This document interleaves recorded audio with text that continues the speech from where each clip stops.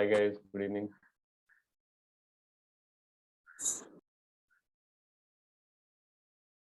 Shall we start?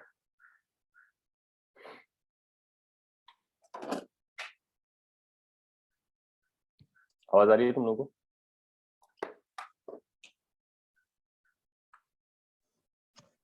है sir. Yes, sir.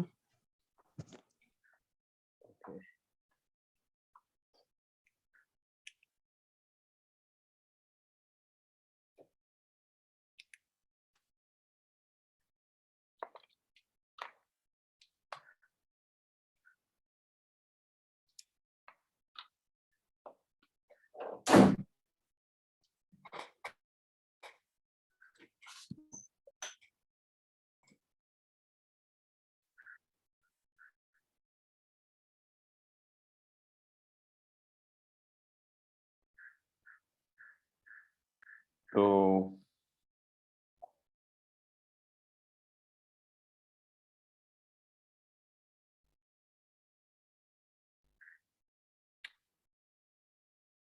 मैं बोलता हूँ, तुम लोग बताना फिर, ठीक है? पेज बाय पेज चलते हैं। तो 1 2 3 में कोई डाउट है? Exercise 2 question 1 2 3।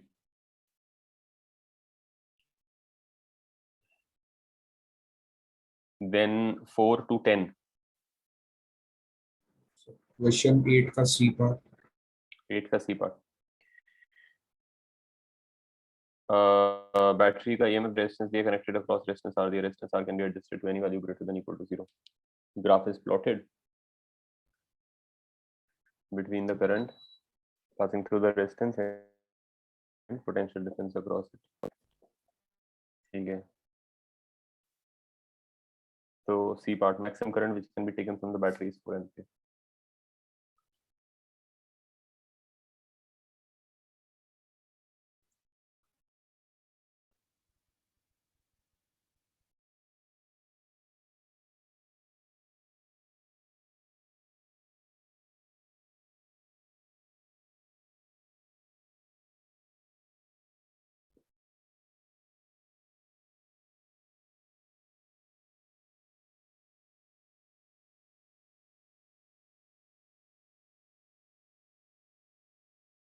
तो आई थिंक ये तो बस करंट ही मैक्सिमाइज करना है, इसमें क्या करना है?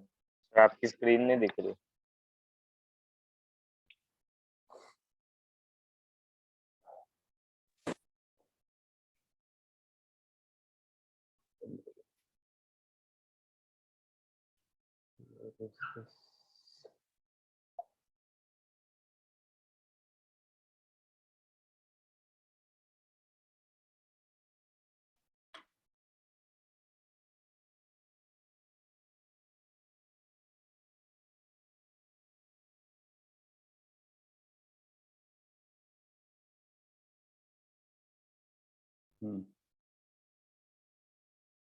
तो कौन सा सवाल? ये पूछा है ना इसने, क्या है क्वेश्चन 10 8 का।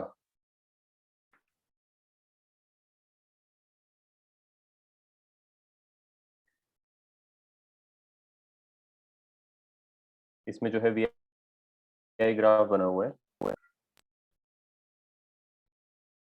ऐसा ही VI ग्राफ बना के दिया उन्होंने 10 और 2 के बीच में।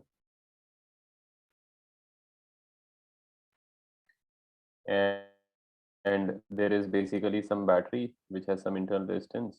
Remember, there is this resistance which is variable, which we are able to vary, और इसी के अक्रॉस का पोटेंशियल डिफरेंस है, जिसका प्लॉट वहां बना हुआ है। एंड ये पूछ रहा है कि maximum current which can be taken from the battery is 4 ओम। एक ये तुमने ए बी तो पार्ट कर ही लिए होंगे, फिर करंट निकाल लो E by R plus R, right? Yes sir. Current जो है इस सर्किट में आ जाएगा E by R plus R, and potential difference across this वाला हो जाएगा IR, right? So that will be ER by R plus R.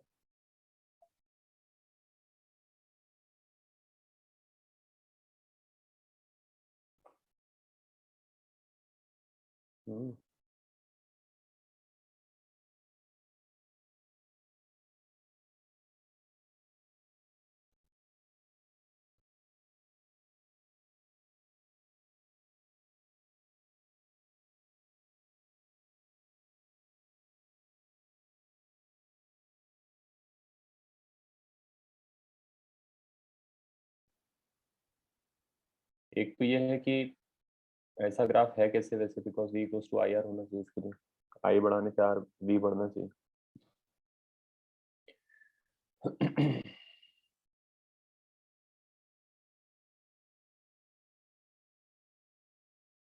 Unless कुछ question का मीनिंग अलग है कि आर किसी सर्किट में लगा है और उसके ऊपर से हमने बैटरी और आर लगा है, नहीं प्रॉब्ली नॉट। आई थिंक कि डीवी इसका करेक्ट आंसर है क्या? अगर डीवी करेक्ट आंसर है तो बेसिकली ग्राफ ही सर करेक्ट। इंटरनल रेजिस्टेंस 5 आ जाता है एंड ईएमएफ 10 आ जाता है।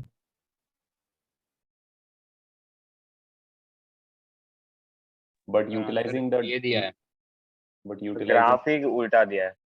हाँ वही, तो ग्राफ में तो जो करंट जब 0 है तब तो वोल्टेज 10 है, तो कुछ मीनिंग तो है नहीं खास इसका। v इक्वल टू v और i का जो ग्राफ है तो ऑब्वियसली ऐसा कुछ होना चाहिए ना। अब ये है कि मैक्सिमल वाला पार्ट जो है वो देख ले, अगर तुझे लग रहा है कि वो बेसिकली, तो अगर हमें करंट मैक्सिमाइज करना है तो इसको डिफरेंशिएट करना है। मतलब इस टाइप के प्रॉब्लम 2-3 है बुकलेट में, जिसमें कि तुम्हें कोई एक वेरिएबल रेजिस्टेंस दी होती है और तुम्हें करंट मैक्सिमाइज करना होता है। तो अभी जो करंट आ गया है तुम्हारे पास या पोटेंशियल डिफरेंस है, कुछ एक चीज मैक्सिमाइज करनी है। आई थिंक क्या मैक्सिमाइज करना है इसमें? करंट। अब इसमें करंट मैक्सिमाइज करना है तो उसका भी कोई खास मीनिंग नहीं है, क्योंकि आर मिनिमम कर दो, 0 कर दो आर, एक्सटर्नल रेजिस्टेंस को अगर 0 ही कर दोगे, अगर तू कह रहा है कि तेरा ई 10 आ गया है और ये तेरा आ गया है जो भी आ गया 5 या वॉट एवर, और वो कह रहा है कि इसको सेट किया जा सकता है anything between 0 and some positive number, तो 0 ही सेट कर देंगे तो मैक्सिमम करंट तो आ ही जाएगी। Yes sir. है ना?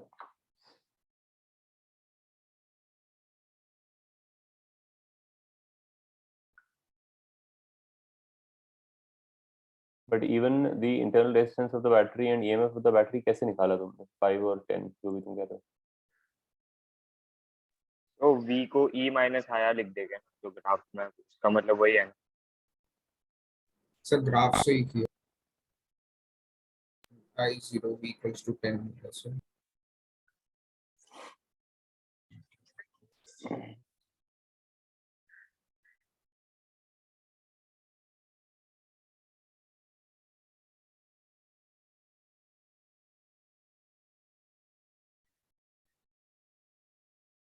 I don't know, maybe a typing error है. I think they meant to say this graph is plotted between the current passing through the battery and potential difference across it. I doubt this is a graph of this thing. D इसका correct answer है क्या? D भी correct answer है क्या इसमें? नहीं sir, सिर्फ ए दिया है। तो एक रेजिस्टर के अक्रॉस कैसे हो सकता है DI ग्राफ ऐसा? ऐसे शायद बैटरी का ही है, क्योंकि उसमें e माइनस आया लिख के करेंगे तो आंसर आता है। हाँ ऑब्वियसली, अब ऐसा रिवर्स इंजीनियर करेंगे तो ये इन्होंने जो बनाया है, they have drawn it for a battery supposedly, लिख दिया है क्वेश्चन में कि रेजिस्टेंस है, तो बैटरी के अक्रॉस जो है V माइनस, फिर अगर तुम बैटरी का केस लोगे, बैटरी के अक्रॉस हमने पढ़ा था, फिर ये सब किसी काम का नहीं जो मैंने लिखा है यहाँ पर इतना। तो बेसिकली जो है ये ग्राफ जो है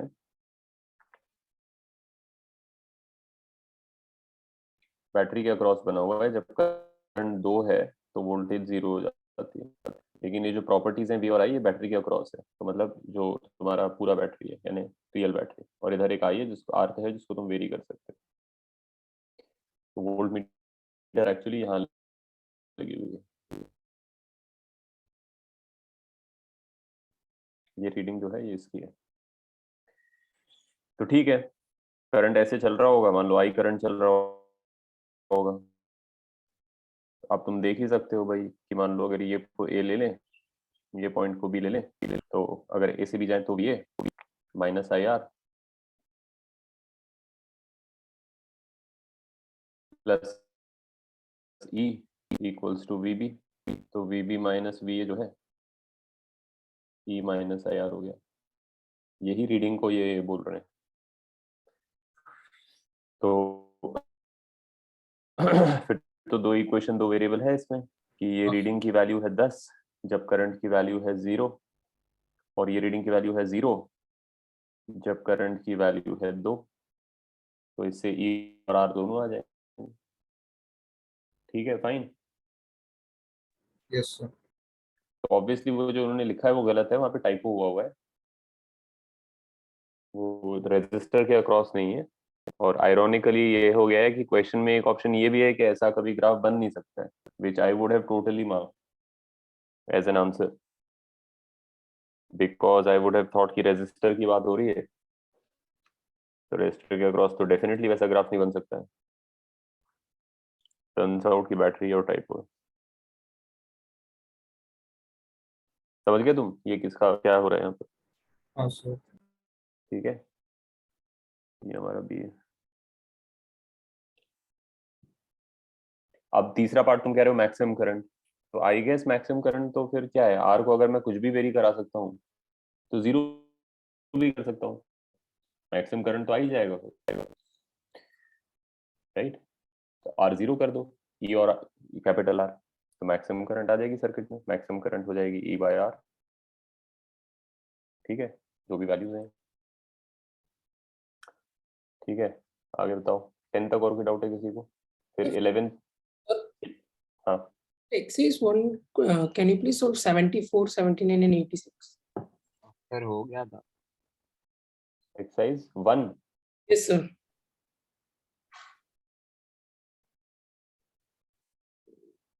$74, $75 and 74, 79 and 86.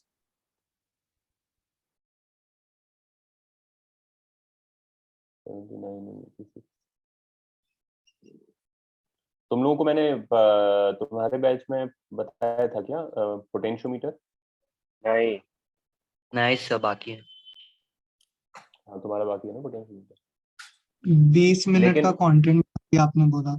हाँ, लेकिन तुम लोगों का वो हो गया था ना ये सब, real ammeter, real voltmeter. हाँ सर वो हो गया। ठीक है, ठीक है। 74 में बताता हूँ। 74 में ये है नैनोमीटर शंट 4 ओम रेजिस्टेंस है, तो उसका डिफ्लेक्शन जो है 1/5 हो गया है। Further shunted with 2 ohm wire है, further reduction in the deflection will be. ठीक है, तो बेसिकली क्या है कि there is some current coming in the galvanometer,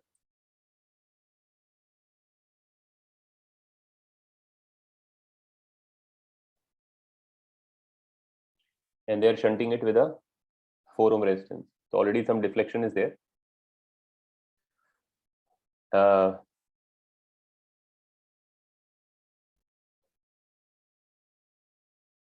And it is probably attached somewhere, right? अब galvanometer obviously, अच्छा galvanometer है समझे।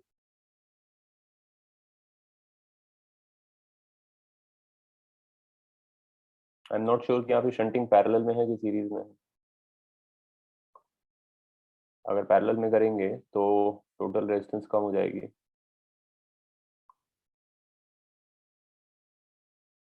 तो galvanometer वाले ब्रांच में करंट कम आएगा। हो सकता है पैरेलल में हो, लेट्स सी। galvanometer वाला ब्रांच ये है, ये उसका RG है,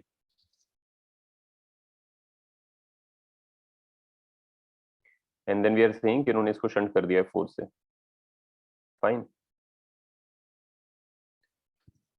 तो पहले अगर आई करंट आता था इस ब्रांच में,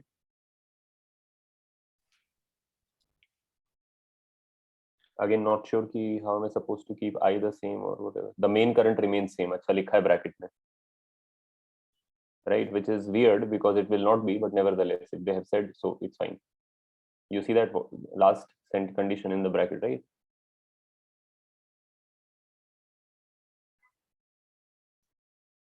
Hello. Sir, I assume that it's actually connected in parallel. So then I got resistance of galvanometer as 16. So I'm also taking in parallel, right? Yes, sir. No, I'm saying that the thing that they've written in the bracket at the end, the main current remains same, which is actually a condition which will not be true. Obviously, if this is attached to some other main circuit, Yes, sir. then obviously it will change this current, but they are somehow asking you to assume that this is the case. So we'll just go with it. ठीक है. So we had I current. So initially without this 4 shunt, you had a deflection of I. Fine. Yes, sir. Now you have a 4 there. So now your I will have to split into a proportion, out of which how much will go in this RG? 4 into I by 4 plus RG. Yes, sir. Yes, sir. That makes sense? Yes, sir. In parallel, you are going to get resistance के inverse proportion में current. Yes, sir. And they are saying this is 1/5 the original value, right? Yes, sir. 150. Okay. Is reduced to 1/5. I mean, पहले जो है deflection I था, तो अब I by 5 हो गया. So that gives me RG. If our interpretation is correct, RG should be 16. 16. Yes, sir. ठीक है. Then they are saying अगर further shunt कर दिया with 2 ohm. Again, I'm not sure how, but probably in parallel with the shunt. So like should we join, like the 4 should be there and along with it extra 2 should I Yeah, connect? that's what. No, I don't know. The language isn't very clear. I suppose they are saying you should just put it in parallel. Let's see. 2. Then they are saying the deflection will be. Okay. So all of the options are actually lesser than this, right? Yes. So now we have 4 and 2. No, but then if 2 is in parallel with 4, then their combination will be smaller than 2 also, right? Yes, sir. Or it will be less than R. And then, right? And then compared to this, the whole thing will be smaller. So more current will go here, so less. Yeah, so it's probably this only. Because if you say 4 and 2 are in series, right? Yes, R equivalent will be greater than the Correct. Then it would be 6 resistance. And now out of that I, more current will go through the galvanometer because 6 is bigger than 4. So it would not be less, it would be more, but all the options. I mean, it's sad that we have to actually look at the options to figure out what they're trying to say, but it's fine. Probably in this booklet, they have just assumed a shunt is always a parallel thing, but it's fine. So now you take this and 2 and 4 will become 2, 4 by 2 plus 4. So that's 8 by 6. So 4 by 3, right? 4 by. And now you can write this kind of equation again. So now 4 by 3 and RG. So you're going to get 4 by 3 I by 4 by 3 plus RG. And this is the thing we want to find, right? Yes, sir. So RG is already found 16. We can put that here. That's 16, 348, 52, and 4 at the top, right? So that's 4 and 13. So it's I by 13. But it's compared to this, it's 5. I mean, basically this is 5 by 13 of that, right? Yes, sir. 5 by 30. So that's the thing. Okay, let me go back to exercise 2. Exercise 2 में फिर 11 से 17 तक कोई doubt है? 11 से 17 तक.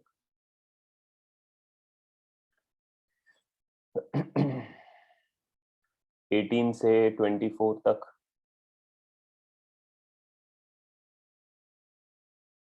18 to 24. 21. 21 में current will be the same everywhere, right? 21 they've given all options are correct, but option D I was not understanding. So like when area increases, then resistance will decrease, so current will increase, right? So No, current will not increase. Current will never increase. dq by dt. No, you don't. It's not about just looking at some formula and figuring out. You have to first know some fact which is true always. In all of these questions, it is not that all formulas are up for grabs and you can just use any formula at any time and say ki because that is that, so this must depend on that. All things cannot possibly change in a situation, right? Something must be the same. And that's I'm saying not just for this problem, I'm saying in general also that's the case. When you look at a problem like this, where there is a kind of a comparison between multiple places or multiple situations, and they ask you what is more here or what is less here. You can't just write down all possible formulas that you know about those things and just keep saying, oh, this depends on this, so this must be changing, that depends on that, so that must be changing. That is not how these questions are answered. Okay. First sir पर fluid dynamics में तो होता था हाँ, current जो है electric current जो होता है एक कंडक्टर के अंदर, electric current is the same everywhere. It has to be the same everywhere, because if it is not the same everywhere, this is something you studied in heat current also. In steady state, current is the same everywhere. Even if your conductor has weird cross section and is weird material also, sometimes like more conducting, somewhere less conducting, doesn't matter. Take some completely heterogeneous, arbitrary, odd shaped object which has current through it right now. It might be different materials in different places, it will have different cross sections, whatever the worst possible scenario. Even then, if you take a cross section somewhere and you take a cross section somewhere, the current at this cross section must equal the current at this cross section, and this is true everywhere. Because if this current is not the same as that current, then either this region is producing charge or consuming charge. You understand? But like the timing will differ, no? Like suppose if you are taking a particular instant and then we are comparing the number of electrons going, that time it can change, right? Overall, it will, what enters will go out is true, but at a particular instant, won't it be different? If it's different at a particular instant, it's incorrect at that very instant. Then right at that instant, you have a problem.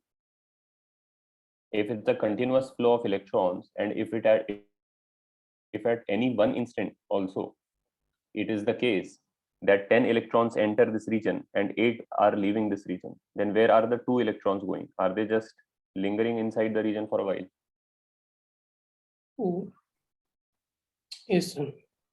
It is always true. It is true at all times, and it is true at all places. Meaning here, here, here, everywhere, and at all times. That the current is the same everywhere in steady state, which is what we are studying. So obviously what that means is that when the cross section becomes narrow in some places, the current density has to increase, because it's the same amount of current that has to pass through, then the current density will increase in these places, meaning the current per unit area. Because area is decreasing. Yeah. Yes, sir.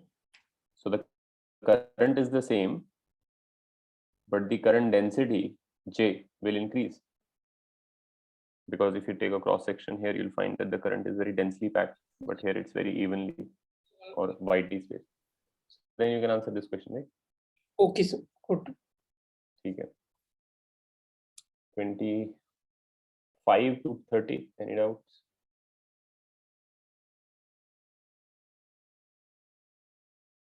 Okay, all right. Exercise 3 पे आ जाए. Exercise 3 में comprehension 1, comprehension 2. So 16 question. Question 16, exercise 3 का. The rate at which energy is stored in the capacitor is increasing. ये वाला? Sir हाँ sir, Q square bye 2c का ही time के साथ डेरिवेटिव लेना है. बस हाँ. अच्छा सर. और चार्जिंग वाला कॉम्प्रेंशन इक्वेशन. कॉम्प्रेंशन 5 में कौन सा? 28. Terminal voltage of the equivalent cell, right? So ये वो E माइनस IR, ये प्लस IR देखना पड़ेगा. 3-4 वोल्ट बैटरीज हैं जिनके इंटर रेजिस्टेंस 0.1, 0.2, 0.3 है, कनेक्ट इन पैरेलल. और ये कॉम्बिनेशन है सीरीज में विद 2.045. ठीक है.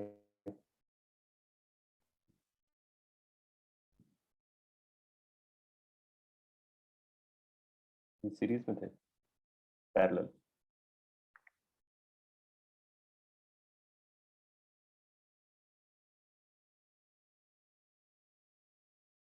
पॉइंट 1, 0.2, 0.3, 4 है ना.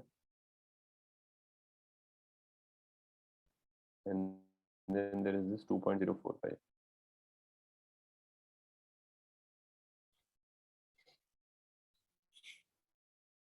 So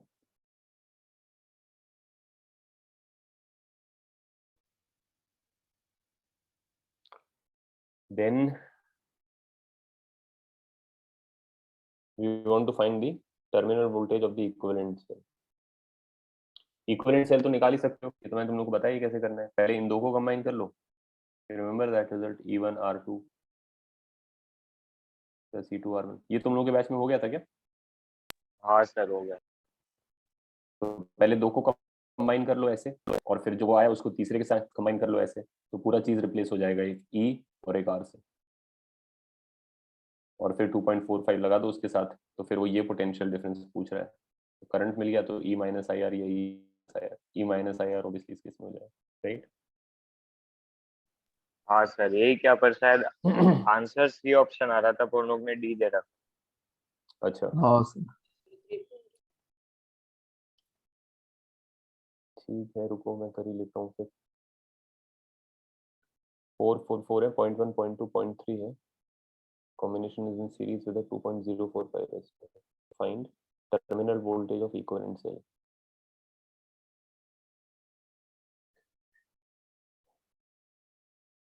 ट्वेंटी और 21 का तो सेम ही आंसर दिया होगा, हाँ सर सेम ही दे रखा। दोनों में डी दे रखा है। हाँ अच्छा चलो देख लेते हैं। तो पहले ऊपर वाला 4 और 4 को ले लेते हैं, तो 4 इंटू 4 ही हो जाएगा, ईएमएफ तो 4 ही हो जाएगी, है ना? और बेसिकली ईएमएफ तो सबकी 444 ही हो जाएगी। अच्छा नहीं, नीचे हम करेंगे 0.1 और 0.2, तो E1 E2 444 है, तो R1 plus R2 R1 R2 cancel हो जाएगा। हाँ, तो ये बनेगा 4, और 0.1 0.2 का इक्विवेलेंट बनेगा 0.02 बाय 0.3, यानी 1/15 बराबर। और फिर ये 4 है, और इसके साथ ये 3/10 है, फ्रैक्शनल और ये है तुम्हारा 2.045। तो फिर 4 के साथ बनेगा, फिर से लास्ट में बन जाएगा 4, और इधर बन जाएगा R1 R2 R1 plus R2, fine. हाँ, तो ये बनेगा, मतलब उल्टा करके ऐड कर लेते हैं इनको, 15 प्लस 10/3 कर लेते हैं, और बाद में उल्टा कर लेंगे, 55/3, तो 3/55 बन जाएगा, राइट? 3/55 आ गया मेरे पास, और साथ में 2.045 है, तो E माइनस आई आ रहा है आंसर हमारा, यानी E माइनस आई हो जाएगा 4/3/55। कितना होता है, कैलकुलेटर से कर लेता हूँ। 3 डिवाइड बाय 55 होता है 0.0554, ठीक है, और इसको मल्टीप्लाई प्लस ऐड कर लेते हैं, 2.045 हो गया 2.099, 2.1 ले लेते हैं इंटू 3 डिवाइड बाय 55, 0.05 0.055, ये आया आंसर। ये हो जाएगा इंटू 4 डिवाइडेड बाय 2.1 माइनस 4, 3.896 आ रहा है आंसर। हाँ सर वही ऐसी ऑप्शन है, पर वो लोग ने डी दे रखा।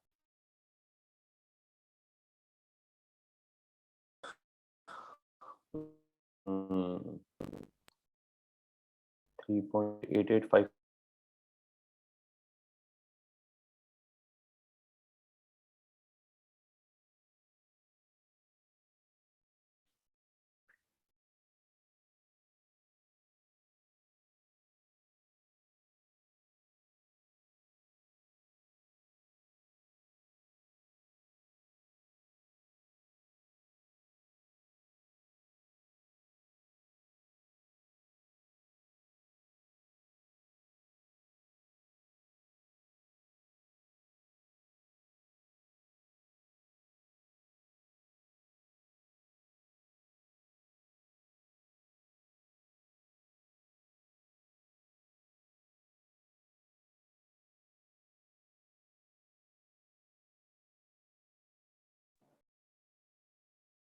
आवाज आ रही है तुम लोग को? हाँ सर। डिस्कनेक्ट हो गया। ठीक है, चलो इसको चेक कर लेंगे। आई थिंक ठीक ही होना चाहिए, या तो इधर कुछ गड़बड़ हो गया है सीडी में इनका लिखने में।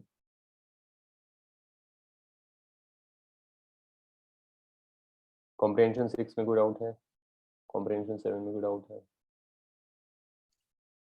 मैच द कॉलम में कोई डाउट है? तो थर्ड वाला तो थर्ड वाला Two-way switch S is used. First, the capacitor charge by putting the switch in position 1. Calculate heat generated across each resistor when switch is in position 2. हाँ, तो heat तो वैसे ही डिसिपेट करा लो ना, टोटल एनर्जी के proportion में करा लो। देखो ओरली हो जाएगा। तुम्हारा कैपेसिटर पे चार्ज कितना आने वाला है, या चार्ज छोड़ो, उसमें एनर्जी कितनी आने वाली है, हाफ CV²। जब वो 1 पोजीशन में स्विच रहेगा हाँ सर तो उस पे टोटल चार्ज, जो उस पे टोटल जो एनर्जी स्टोर होगी वो हाफ CV² होगी। तो हाफ C मतलब 0.1 और V 60²। तो 60² हो गया 3600, राइट? 180 तो 1800 और 0.1 तो 180। तो 180 का एनर्जी अपने पास टोटल है। अब ये 180 का एनर्जी जब डिसिपेट होगा तो तीनों रेजिस्टर्स में से इंडिविजुअली डिसिपेट होगा, लेकिन करंट के स्क्वायर के प्रोपोर्शन में डिसिपेट होगा और रेजिस्टेंस के डायरेक्ट प्रोपोर्शन में डिसिपेट होगा। फाइन। हाँ सर। हाँ अब जब तुम्हारा करंट आएगा इधर से, जब ये डिस्चार्जिंग चालू होगी, जब स्विच 2 पे चला जाएगा तो करंट आया तो 4 में गया, 4 हाँ में सर गया, 4 में तो पूरा करंट जाएगा, हाँ फिर बराबर। इनवर्सली प्रोपोर्शनल और रेजिस्टेंस में बढ़ जाए। फिर इनवर्स प्रोपोर्शन ऑफ रेजिस्टेंस में बटेगा। तो पहले तो ये देखो कि इन दोनों के अक्रॉस जो है वोल्टेज का कितना आ रहा है ड्रॉप। ऐसे V²/R से लगाएंगे हम लॉजिक कि 6 और 3 का इक्विवेलेंट बनेगा 6 × 3/6 + 3 यानी 2, बराबर। यस और 4 और 2 लगे हैं सीरीज में। तो जब ये डिस्चार्जिंग चालू होगी तो किसी भी समय जो पोटेंशियल ड्रॉप आएगा 4 और 2 के अक्रॉस, वो उनके डायरेक्ट प्रोपोर्शन में आएगा, यानी 4 वाले में 2 का डबल आएगा ड्रॉप। सब लोग फॉलो कर रहे हो हाँ मैं क्या कह रहा हूं? तो 3 पीसेस ऑफ एनर्जी, 2 इसको। हाँ, तो नहीं, लेकिन रेजिस्टेंस भी लेनी है। तो बेसिकली अगर तुम बोल रहे हो कि ये जो 6 और 3 का कॉम्बिनेशन है जिसका इक्विवेलेंट 2 आने वाला है, उसके अक्रॉस अगर V का ड्रॉप आ रहा है तो जो 4 वाला है उसके अक्रॉस 2V का ड्रॉप आ रहा होगा, हाँ है ना? तो और नीचे R, और हीट जो डिसिपेट होती है वो V²/R के प्रोपोर्शन में होती है। तो बेसिकली राइट वाला जो 6-3 का कॉम्बिनेशन है उसमें जो हीट डिसिपेट हो रही है, पावर जो डिसिपेट हो रही है रफली स्पीकिंग, वो हो जाएगी V²/2, समझे?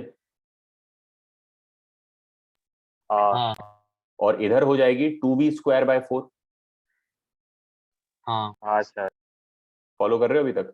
यस ठीक है। तो V²/2 हो गई राइट वाला चीज के अंदर, और 2V²/4 हो गई लेफ्ट वाला चीज के अंदर, जो कि V² ही हो गया क्योंकि 2V² बनेगा 4V², नीचे 4 है। तो बेसिकली जो टोटल हीट डिसिपेट होगी उसका वो 6 और 3 वाले कॉम्बिनेशन में 1 पार्ट में होगी और इसमें 2 पार्ट्स में होगी। टोटल कितना है? 180। तो 180 के करो 3 पार्ट, समझ रहे हो?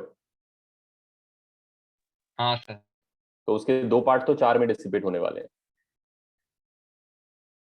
यानी 120 जो है वो 4 में डिसिपेट होगा, समझ गए?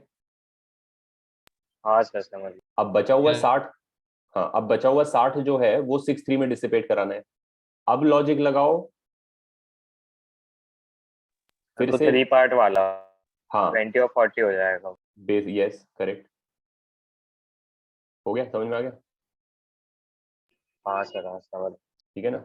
मतलब हमें इसमें पूरा लिखने की जरूरत नहीं है कि हम करंट लिखें और फिर उसको करें, क्योंकि अल्टीमेटली करंट के ही, चार्ज और करंट एक ही टाइप की चीज है। करंट उसका कंटिन्यूअस वर्जन है, चार्ज टोटलिटी वर्जन है। तो अगर मुझे टोटल एनर्जी जो डिसिपेट करानी है वो पता है, तो करंट जैसे स्प्लिट करते हैं उसी तरीके से एनर्जी को भी स्प्लिट कर सकते हैं, मतलब प्रोपोर्शन मेंटेन रखते हुए कि एनर्जी जो है वो V²/R है, I²R है, जिस भी तरीके से। तो आई का स्प्लिटिंग वैसे कराओ जैसे तुम आई को स्प्लिट करते हो, और आर के साथ उसको करके और फिर टोटल एनर्जी 180 करा दो तो मिल जाएगा।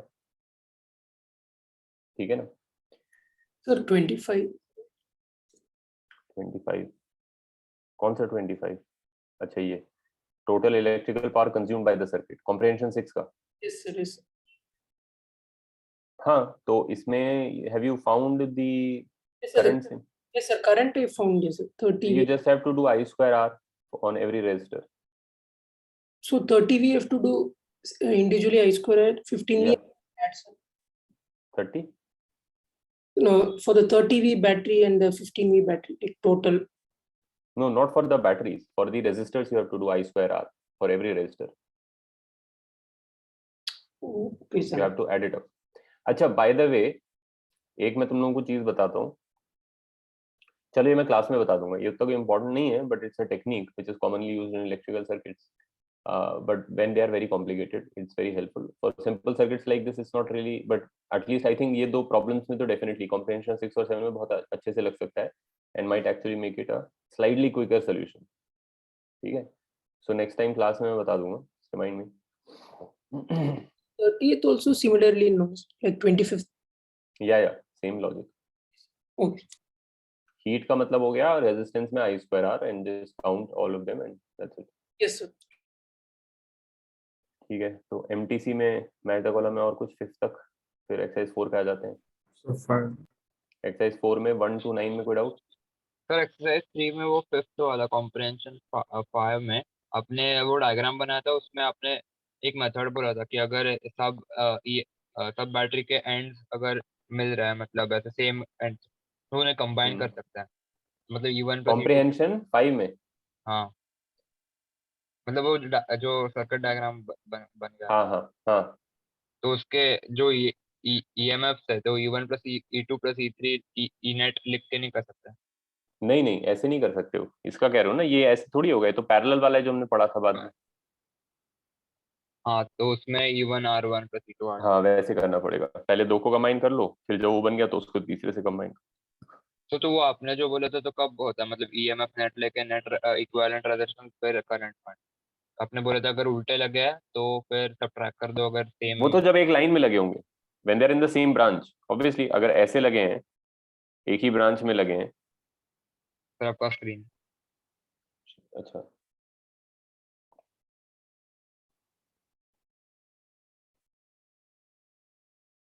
मैं कह रहा हूँ अगर ऐसे लगे हैं एक ही ब्रांच में,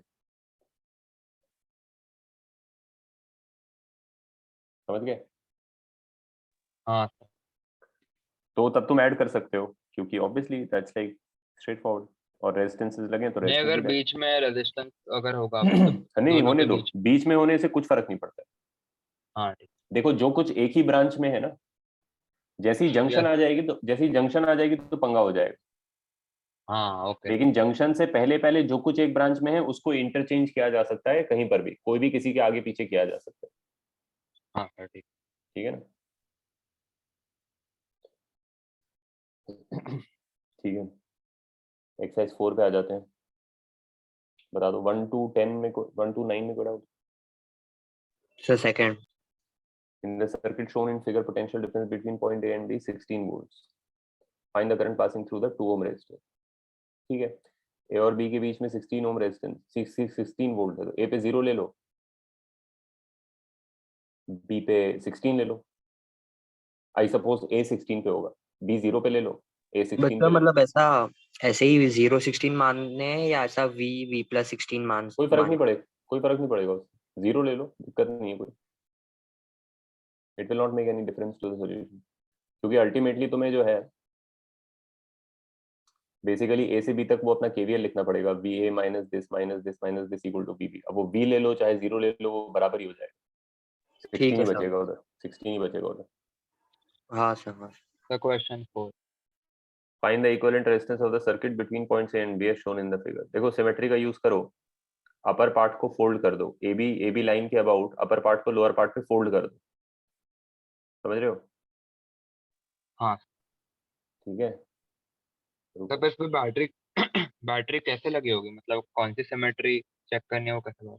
बैटरी तो ऑब्वियसली जब तुमसे बोलते हैं कि जो इन दो पॉइंट्स के बीच में निकालो, तो जिन दो पॉइंट्स की बात कर रहे होते हैं उन्हीं के अक्रॉस बैटरी लगी होती है. तो जैसे यहाँ पे अब तुमसे पूछ रहा है कि ए बी, तो नेचुरली फिर ए बी में ही बैटरी लगी है. हाँ सर वो बता, पर अगर हम AB के परपेंडिकुलर बाइसेक्टर पे भी तो सिमेट्री कर सकते हैं नहीं?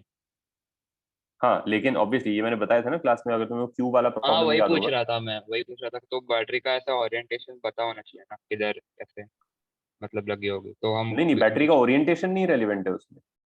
बैटरी का ओरिएंटेशन क्यों चाहिए? बैटरी का पोजिशनिंग चाहिए, बस ये पता होना चाहिए कि बैटरी कौन से दो पॉइंट्स के बीच में लगी है, that's all you require. What I am saying is battery यहाँ लगी है, मान ली यहाँ पे हाई पोटेंशियल लगा है, यहाँ पे लो पोटेंशियल लगा है, ठीक है। हाँ तो अब कैसे भी लगी हो बैटरी, वो रेलेवेंट नहीं है, बैटरी लगी हुई है भाई, हमें क्या फर्क हाँ पड़ रहा है उससे। पॉइंट ये है कि तू इसकी बात कर रहा है, इसके अबाउट सिमेट्री की। हाँ इसके अबाउट जो सिमेट्री है वो टाइप की नहीं है कि तू बोले यहाँ का पोटेंशियल इक्वल टू यहाँ का हाँ, पोटेंशियल। इलेक्ट्रिकल सिमेट्री नहीं है, ज्योमेट्री। Yes correct.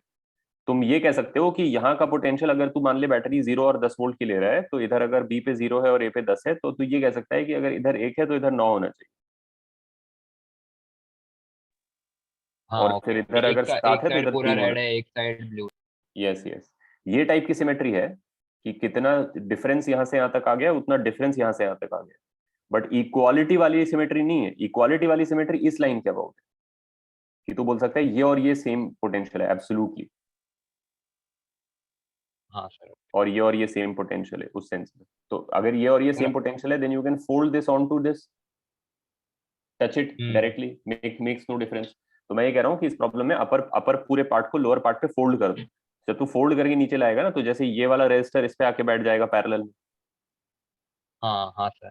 ये इस पे पैरेलल में बैठ जाएगा, हर एक का काउंटर पार्ट है उधर except for this guy and this guy. हाँ तो ये जो 1 1 के हैं ये सब हाफ हाफ के हो जाएंगे, समझ रहे हो। हाँ अब तुम्हारे पास ये बचेगा ए बी, फिर ऐसा बचेगा तेरे पास कि ये, फिर ऐसे, कितना बचेगा, ये 2 1 बचे हैं लेकिन बाकी सब हाफ हाफ हो गए। फाइन। हाँ, मतलब सिमेट्री जब ऐसे कभी भी रिफ्लेक्शन है तो रिफ्लेक्शन ही ड्रॉ कर लो, पर सबको पैरेलल में तो हाफ हाफ में या फिर करेक्ट इनके करेक्ट प्रोपोर्शन में। करेक्ट। अब इसमें भी और सिंप्लीफाई कर सकते हो, क्योंकि जैसे तुम ए से जा रहे हो बी, फाइन, हाँ तो तुम ये कह सकते हो कि जो बीच में जहां पर ये है, ये जगह, इसको डीकपल कर लें इससे, मतलब यहाँ से ऐसा करके इसको अगर निकाल भी दें तो सर्किट पे कोई फर्क नहीं आएगा, अनहुक कर दिया उसको उससे, समझ गए। हाँ सर। तो क्योंकि ये तब भी सिमेट्री के हिसाब से 5 पे होगा, अगर ये 0 है और ये 10 पे है, तो अगर ये कनेक्टेड होके 5 पे था तो डिस्कनेक्ट होके भी 5 पे होगा, क्योंकि इधर फोल्ड करके ले आओ तो इसी का कॉपी है। हाँ सर। तो इसका मतलब ये हो जाएगा कि अब इसको इस पे फोल्ड कर सकते हैं, तो 5/2। तो ये जो है तुम्हारा और 0.25 हो गया, है ना। हाँ तो अब इसको हटा दो यहाँ से, ये सब हटा दो, तो अब ये जो है तुम्हारे 1 चौथाई हो गए, इधर वाले 2, 1/4 1/4, बाकी सब हाफ हाफ है। अब ये 1/4 सीरीज में, तो ये फिर से हाफ बन गया, और फिर ये हाफ और हाफ पैरेलल में, 1/4। तो फिर से 1/4 बन गया, ये खत्म हो गया सब, बराबर। हाँ और ये हाफ हाफ सीरीज में है, तो ये 1 बन गया, तो फिर पैरेलल में हाफ और बन 1 गया। और हाफ पैरेलल में है, तो 2/3 2/3 1/3, 1 into half by 1/1 plus half, 1/3 बना ना। हाँ सर अच्छा बन नहीं गया। नहीं, सॉरी सॉरी, ये तो 1 है और ये हाफ है ना। हाफ है, हाँ हाँ, सर। तो 1 और हाफ 1/3 बन गया, सही है। हाँ 1 और हाफ 1/3 बन गया, तो ये 1/3 हो गया, ये भी 1/3 हो गया। तो अब तुम्हारे पास उधर 1 1 सीरीज में जो 2 हो गया है, हाँ सर, हो इधर जाए। 1/3 1/4 1/3, ये भी सीरीज में है। तो कर ही लेते हैं, अब क्या बचा, 2/3 और 1/4 है ना, तो 12, 3 + 8, 11/12 आ गया ये वाला पूरा कॉम्बिनेशन। और 11/12 2 के साथ पैरेलल में, तो इंटू 2 बाय 11/12 + 2, तो 11/6 बाय 24, 35/12, तो 22/12, 22/35, हाँ सर वही। ठीक है ना। ठीक है, फिर 9 तक और कोई डाउट है? नहीं है। सर क्लास के बाद रिकॉर्डिंग भी। हाँ मैं भेज दूँ। 10 से 17 तक किसी को कोई डाउट है? Sir 12। 12 if the switches S1, S2, S3 in the figure are arranged such that the current through the battery is minimum, find the voltage across point A and B. ये तो थोड़ा हिट एंड ट्रायल करना पड़ेगा। देखो battery में minimum current चाहिए, right? Sir position of S1 S2 S3 मतलब तो ये तीन ही पोजीशन या सर्किट के कहाँ पर भी? नहीं नहीं, पोजीशन नहीं, उनको ऑफ रखना है ऑन रखना है, ये गलत लिखा है लैंग्वेज थोड़ा। अरेंज से मतलब इनका ही नहीं कि कहाँ रखा है उनको, अरेंज से मतलब है कि किसको ऑफ रखा है किसको ऑन रखा है। तो तुम्हारे पास बहुत कॉम्बिनेशन है, हर स्विच जो है 2 स्टेट में हो सकता है और 3 स्विच है, मतलब 8 पॉसिबिलिटीज हो जाता तो है। टोटल 8 पॉसिबिलिटी है सर्किट के पास। तो तुम्हें वो पॉसिबिलिटी चाहिए उनमें से, सबों में से, जिसमें कि 24 वोल्ट का बैटरी में लीस्ट करंट आता हो। तो देख ऐसे सोच, 24 वोल्ट का बैटरी करंट ड्राइव करेगा। अगर तेरे को लीस्ट करंट चाहिए तो तेरे को बाकी सर्किट का मैक्स रेजिस्टेंस चाहिए, बरोबर? हाँ सर। अभी 1 तो तेरे सामने है ही, उधर का 1 और 1 पैरेलल वाला भी रहेगा ही, वो तो बाईपास नहीं हो रहा है। नहीं, वो बाईपास हो सकता है, वो बाईपास हो जाएगा। जो सबसे राइट पे 2 1 1 लगे पैरेलल में, हाँ सर। उनके बाजू में S3 है। हाँ सर। अगर S3 को तुम बंद कर दोगे तो जो करंट आ रही होगी लेफ्ट साइड से वो S3 से निकलेगी और उनको छोड़ देगी। तो क्या सर? मतलब उधर से नहीं जाएगी और S3 में से जाएगी, मैं कह रहा हूँ। हाँ सर रिपीट करो ना। आई एम सेइंग कि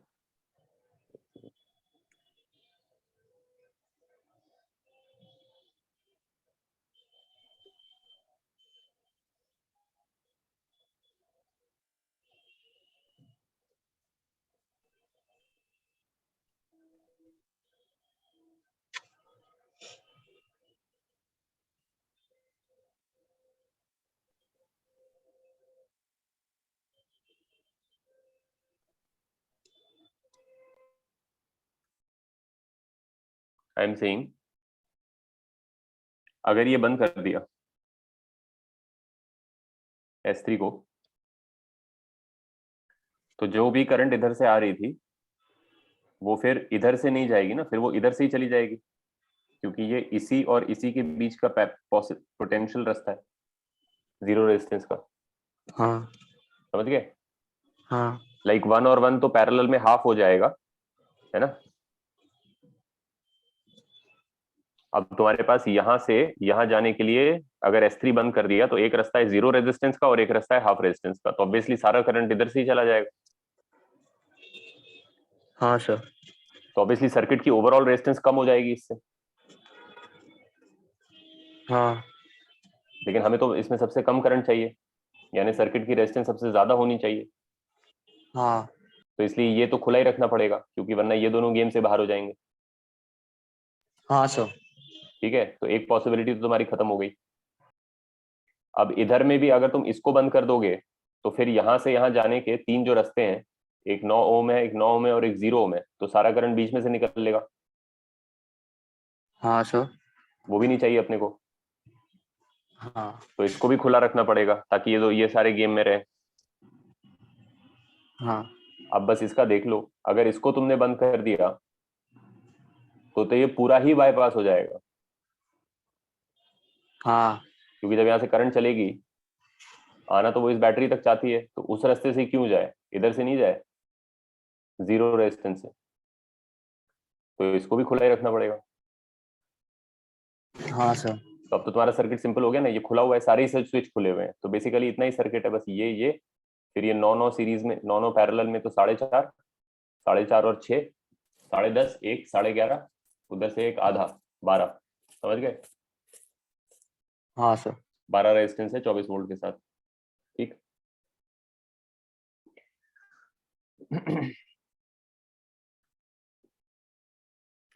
फिर आप और बता दो डाउट में आगे 16 17 तक, फिर 18 से 23 तक किसी को डाउट है? 22 22 में बना हुआ है। इसमें जो है हमको थोड़ा ये डालना पड़ेगा। तो इसका कोई शॉर्ट अप्रोच ये KCL लगा दे।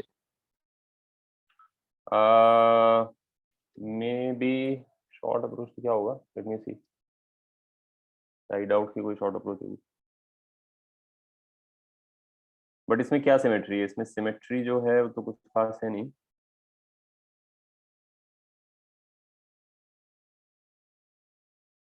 ए वाले को जीरो पोटेंशियल अज्यूम करके फिर वैसे, या फिर ए वाले को जीरो पोटेंशियल फिर ऐड करते जाए और ऊपर वाले को एक्स। हम्म, नहीं मैं सोच रहा था कि अगर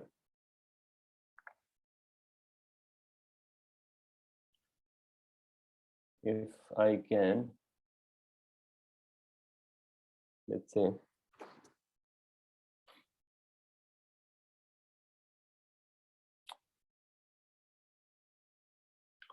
वन वन वन वन है इधर, इधर वन वन वन वन है, तो मैं ये बोल रहा था कि मतलब वो तो ठीक है, चलो वो तो कर ही लेंगे कि जीरो डाल दो, तो ये वन हो गया, ये टू हो गया, ये थ्री हो गया, ये फोर हो गया, बराबर। हाँ सर। हाँ और यहाँ x डाल दिया तो ये x प्लस Right. वन हो गया, x प्लस टू हो गया, x प्लस थ्री हो गया, x प्लस फोर हो गया। अब कहीं पर भी कंजर्वेशन लिख लो किसी जंक्शन पे, यहाँ पे हाँ। लिख लो, x मिल जाएगा। लेकिन कंजर्वेशन में ये है कि पीछे से आना पड़ेगा पूरा, समझ रहे हो? मीनिंग टू हाँ से, सर, पर 2 बार करने के बाद पैटर्न दिखता है फिर इंटू 2 कर। हाँ ठीक है, बराबर है। तो मतलब यहाँ पे जो करंट इधर से आ रहा है वो तो ठीक है, obviously x plus three minus three हो जाएगा। यहाँ से आ रहा है x plus two minus three, यहाँ से आ रहा है x plus four minus four, और यहाँ से जो आएगा वो ऑब्वियसली इसका इसका सम आएगा, और ये आएगा, और ये जो होगा वो इसका इसका सम, और ये आएगा। समझ गए? हाँ हाँ सर। सारा ही लिखना पड़ेगा, तो लिख लो तो आ जाएगा, कोई ऐसा वो नहीं है। मैं ये सोच रहा था कि इसको कुछ डिफॉर्म करें इस तरीके से, क्योंकि basically upper part lower part का एक मतलब वो तो है ही, like if I rotate it like this, it is the same circuit. It is not the same circuit except the fact that the resistances are in the wrong place, है ना? तो यहाँ पे ऐसा ज्वाइन नहीं कर सकते, ऐसा बीच से फ्लिप करके? किसको किसके साथ? सब मतलब जो बी वाला स्ट्रेट लाइन है उसके अबाउट पूरे इसको ही टर्न मार के कर दे। ऐसा, ऐसे हाँ हाँ मतलब फोल्ड करके टच कर दें? हाँ। नहीं नहीं, कैसे होगा वो? ये पोटेंशियल और ये पोटेंशियल कहाँ इक्वल है? Clearly not. इतने सारे बैटरी लगे हुए लाइन से।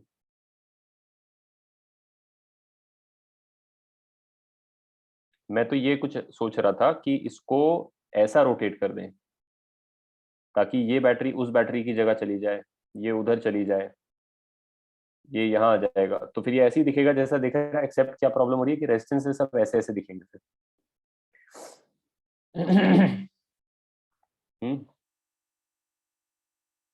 और फिर अगर मैं पीछे चला जाऊंगा इस चक्कर में कि रेजिस्टेंसेस मुझको ऐसे दिखें, तो ये बैटरी फिर उल्टे दिखने लग जाएंगे, जो कि अभी दिख रहे हैं ना लेफ्ट की तरफ, तभी राइट की तरफ दिखने लग जाएंगे। So actually there is no way I can reason about it directly. ये उधर से देखो उल्टा करके और फिर उधर से जाके देखो तो कुछ पता चले कि x तो यही वैल्यू है, something like that I was hopping, but that's not the case. ठीक है, fine. I suppose the way the resistors are arranged definitely creates a kind of asymmetry, right? तो नॉर्मली जल्दी हो जाता है टाइम। हाँ नहीं हो जाएगा, वो तो कोई दिक्कत नहीं है। ऑब्वियसली एक जगह पे नोडल एनालिसिस लिखना है तुमको, अब लिख दो सारे करंट। यहाँ पे ये जो है ये इनका सम होगा, ये इसका सम होगा, बस लिख डालो, एक ही लाइन से आंसर आ जाएगा।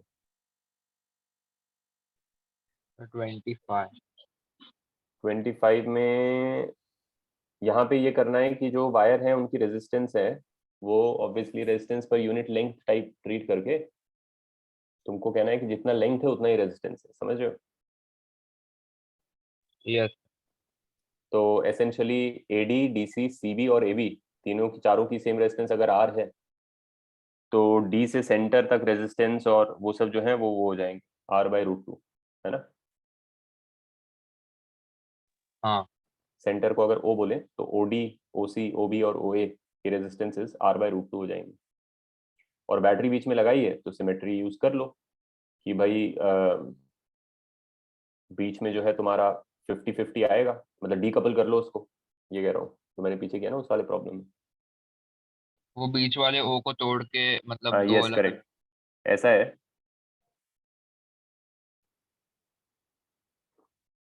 ये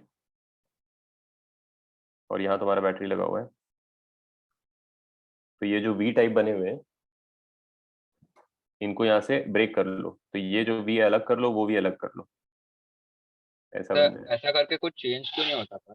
नहीं कुछ चेंज नहीं होता, हाँ सर, तो क्यों मतलब ऐसा?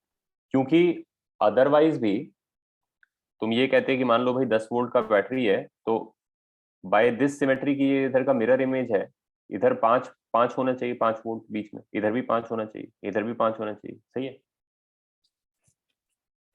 हाँ बाय समझ। हम्म। तो अब ये ड्राइंग भी वैसी ही सिमेट्रिक है, इसमें भी कोई फर्क नहीं है, ये भी 5 होना चाहिए, 5 होना चाहिए, 5 होना चाहिए, 5 होना चाहिए। समझ गए क्या करूं? मतलब ये इंसिडेंटल है। अगर मैं तुमको ये सर्किट देता, देखो ऐसे सोचो, अगर मैं तुमको ये सर्किट देता कि ऐसा होता ये ऐसे, और इस पे एक ट्राइंगल लगा होता और यहाँ बैटरी लगी होती, हाँ यहाँ पे बैटरी लगी होती, और मान लो वायर जो है वही रेजिस्टर है, पूरे वायर में ही रेजिस्टेंस पर यूनिट लेंथ है। तो अगर तेरा बैटरी जो है 10 वोल्ट का है, तो वुड यू नॉट अग्री कि इस जगह 5 वोल्ट होगा? हाँ नहीं होगा। होगा ना, हाँ होगा। क्योंकि वही प्रॉब्लम है, अगर तुम बोलोगे 5 नहीं होगा तो मैं बोलूंगा ठीक है, फिर तुम बोल रहे हो कि 5 से कम या 5 से ज्यादा होगा, तो मान लो तुम बोल रहे हो 6 है, तुम्हें नहीं बिलीव हो रहा है कि 5 है, तो तुम बोल रहे हो 5 से ज्यादा है, चलो let it be bigger than 5, 7 let's say. The trouble is then I will flip the battery, तो 10 इधर आ जाएगा और 5 इधर आ जाएगा, and I will ask you to go look at it from the other side. हाँ तो अभी 7। तो दिखेगा तो ऐसा ही, लेकिन फिर अभी जब तेरा 0-10 इधर था और ये क्लोजर टू राइट एंड था तेरे हिसाब से पोटेंशियल में, है ना। हाँ जब तू उधर चला जाएगा तो ऑब्वियसली बैटरी फ्लिप करने से कोई पोटेंशियल तो चेंज होना नहीं चाहिए कहीं पर, मतलब अगर फ्लिप होना चाहिए तो ऐसा होना चाहिए कि 10 की जगह माइनस, मतलब 10 माइनस हो जाना चाहिए, तो तब तुझे 3 कहना पड़ेगा यहाँ पर, समझ रहा है। हाँ हाँ सर, तो नहीं होगा सिमेट्रिक। लेकिन फिर तो कॉन्ट्रडिक्शन हो जाएगी कि इसी जगह पर पहले तुम 7 कह रहे थे अब 3 कह रहे हो, तो यहाँ पे वही पोटेंशियल हो सकता है जो उधर से और इधर से देखने पर चेंज नहीं होता हो, यानी 5। यस। सिमिलरली यहाँ पे 5, सिमिलरली यहाँ पे 5। तो ओके। पॉइंट ये है कि जो भी चीजें ऐसी सिमेट्री लाइन पर आएंगी उनपे तो वैसे ही 5 है, अब उनको फोल्ड करके आपस में टच भी करा दें तो कोई बदल थोड़ी जाएगा सर्किट में, ये उसका रिवर्स हो ऑपरेशन है कि पहले से ही टच है वो, तो खोल लो उनको। हाँ खोलने के बाद भी अगर वो सिमेट्री लाइन पे ही बैठ रहे हैं तो यानी वो 5-5 पे ही रहने वाले हैं, तो खोलने से उनका पोटेंशियल तो नहीं बदलने वाला है। अब मान लो ऐसा होता कि तुम इसको ऐसे खोलने की कोशिश कर दो, समझ रहे हो, ऐसे, यस। तो गड़बड़ हो जाएगा ना फिर।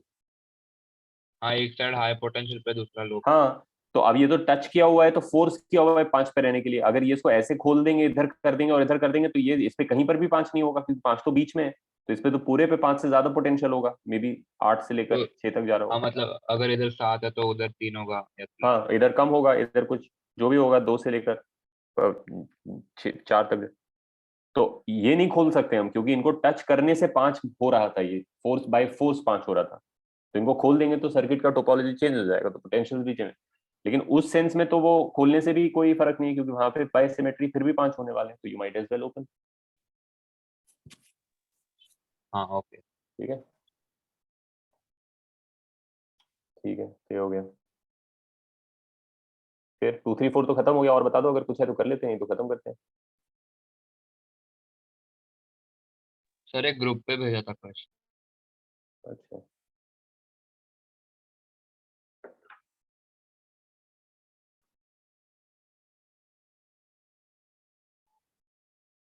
तो पर वो इलेक्ट्रोस्टैटिक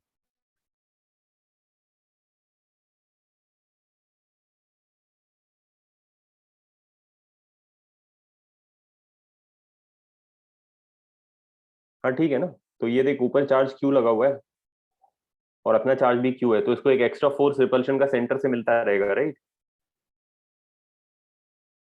क्या सर? हेलो। हाँ इसको एक एक्स्ट्रा रिपल्सिव फोर्स मिलता रहेगा।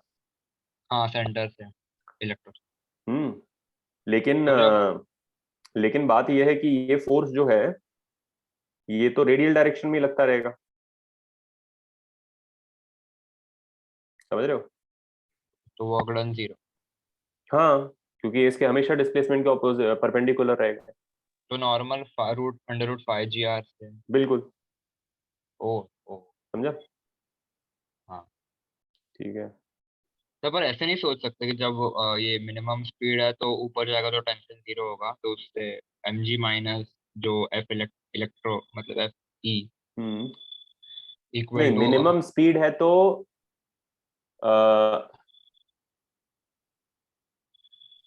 मिनिमम स्पीड है तो ऊपर में tension just top most point.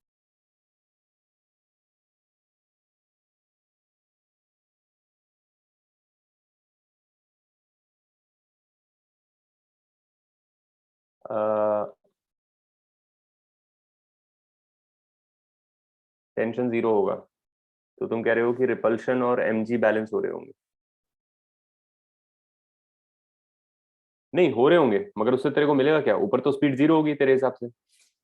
नहीं, ऊपर नहीं स्पीड सर, 0 नहीं होगी। टेंशन 0 होगा, वो mv² लिखेंगे ना सेंट्रीपिटल फोर्स। मतलब जो भी mg minus K Q square by L square equal to mv² by L. और उससे अच्छा आंसर ठीक है। उसके बाद energy conservation. Minimum speed to do circle चाहिए ना अपने को। हाँ सर। हम्म,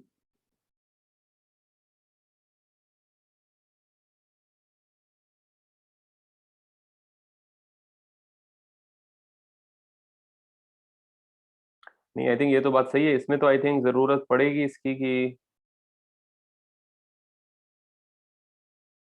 अ,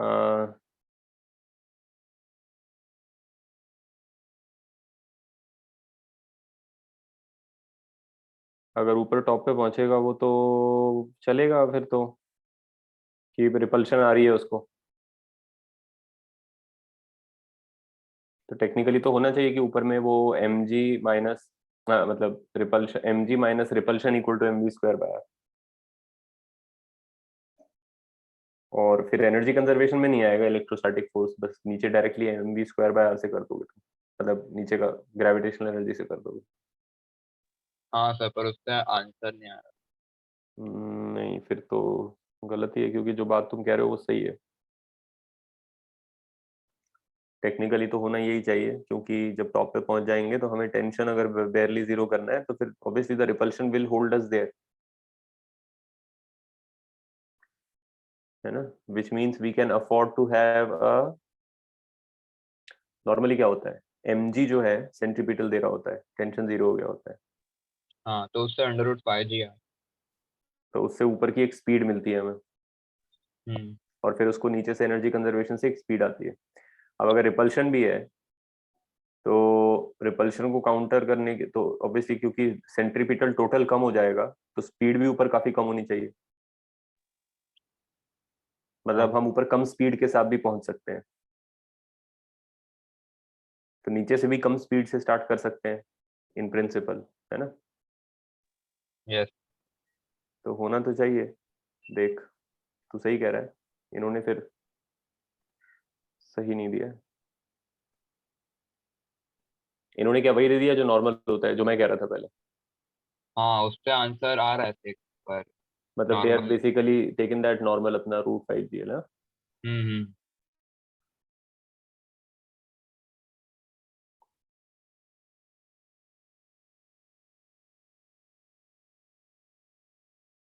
हम्म, चल मैं सोचता हूँ, वैसे जो मुझे तो ये लग रहा है कि जो तुम कह रहे हो वो करेक्ट है। It should be mg minus K Q Q by R square equals to mv square by R, उससे b मिलेगा, और फिर नीचे से ऊपर तक एनर्जी कंजर्वेशन कर दो जिसमें इलेक्ट्रिसिटी का कोई रेलेवेंस नहीं होगा एनर्जी कंजर्वेशन में, क्योंकि वर्क डन उसका कुछ नहीं होगा।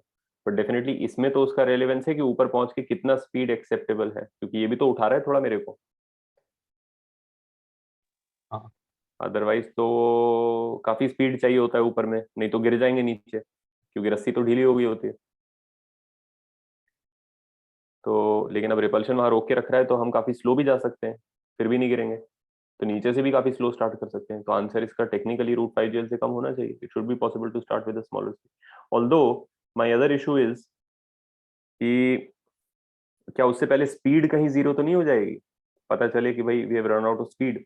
हाँ सर, दोनों केसेस हो सकते हैं, मैंने दूसरा केस नहीं सोचा, V0 हो जाए। ये देख ले कि पहले कहीं जो है पाई से पहले V0 ना हो जाए उतनी कम स्पीड से जो तुम्हारे से आंसर आ रहा है, क्योंकि अगर वो हो गया तो फिर सर्कल होने से रहा, भले ही स्ट्रिंग टॉट रहेगा रॉड जैसा, हाँ पर लेकिन अपन जा नहीं पाएंगे ऊपर फिर, क्योंकि स्पीड खत्म हो जाएगी। तो इट माइट बी कि हाँ भाई कुछ चारा नहीं बचा है, अब अपने को स्ट्रिंग वाला ही ऑप्शन उठाना पड़ेगा रॉड के बजाय। प्रॉबेबली वही हो रहा रहेगा। ठीक है। ये जिससे आंसर आया वो मेथड आपको भेजा। हाँ वो V0 करके एंगल मिलेगा ना एक, वो भी देख लेना कौन सा एंगल पे V0 आ जा रहा है। अगर रूट 4GL से तुम स्टार्ट करते हो रॉड के केस में, हाँ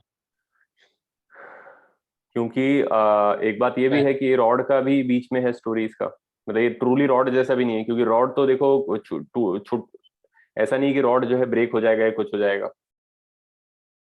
हाँ, टेंशन जीरो नहीं हो सकता। हाँ, लेकिन इसमें क्या है कि भाई हो सकता है भाई इसका एमजी जो डेटा दिया है उस हिसाब से, कि क्या पता बीच रास्ते में कहीं पे इसका जो ये है के क्यू क्यू बाय रिलेटिवली कितने आ रहे हैं, ये एमजी कितना है 10 है ना,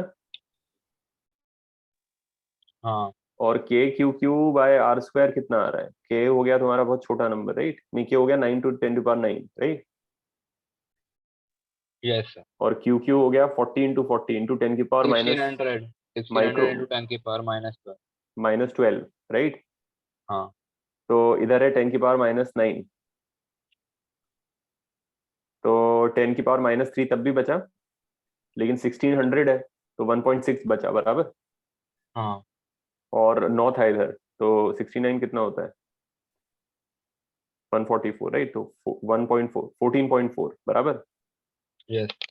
ये तो हो गया अपना K Q Q by R square, तो 14.4 बाय 0.9 स्क्वायर यानी 0.81 है ना। हाँ तो ये आ गया 14.4 डिवाइडेड बाय 0.81, ये आ गया सर 17 पॉइंट सर लिख लेना सर। 17 पॉइंट समथिंग आ गया। इलेक्ट्रोस्टैटिक रिपल्शन मेरा कुछ आ रहा है 17 पॉइंट समथिंग। हाँ तो ये इसके एमजी से तो ज्यादा ही है, एमजी तो 10 ही है। मतलब मैं कहना ये चाह रहा हूँ कि ये रॉड जैसा ही है, क्योंकि टॉप पे जाके अगर हम स्ट्रिंग को वर्टिकल समहाउ बैलेंस कर दें तो इतना रिपल्शन है कि नीचे नहीं गिरने देगा इसको, हाँ ओके सर। है ना। मतलब बीच में कहीं रॉड का इंटीग्रिटी लूज, मैं ये सोच रहा था कि कहीं बीच में ऐसा तो नहीं कि रिपल्शन कम है, हम इसको रॉड की तरह 4GL करके ऊपर नहीं पहुंचा सकते हैं, क्योंकि रॉड तो बीच में कहीं पे ऐसा नहीं होता कि पिलपिला हो जाए और नीचे आ जाए। लेकिन यहाँ तो नहीं अल्टीमेटली तो ये स्ट्रिंग ही है at the end of the day, लेकिन यहाँ तो रिपल्शन काफी ज्यादा है। ये तो ऊपर भी अगर तुम पूरा स्ट्रिंग को ऊपर खड़ा कर दोगे तो भी नहीं नीचे गिरेगा ये चीज, तो मतलब प्रीटी मच रॉड जैसा ही है राइट। हाँ सर, समझ गया, अभी रॉड के रिजल्ट से। अगर रॉड मान के कर रहे हैं उस लिहाज से तो टेक्निकली रूट 4GL आंसर होना चाहिए ना।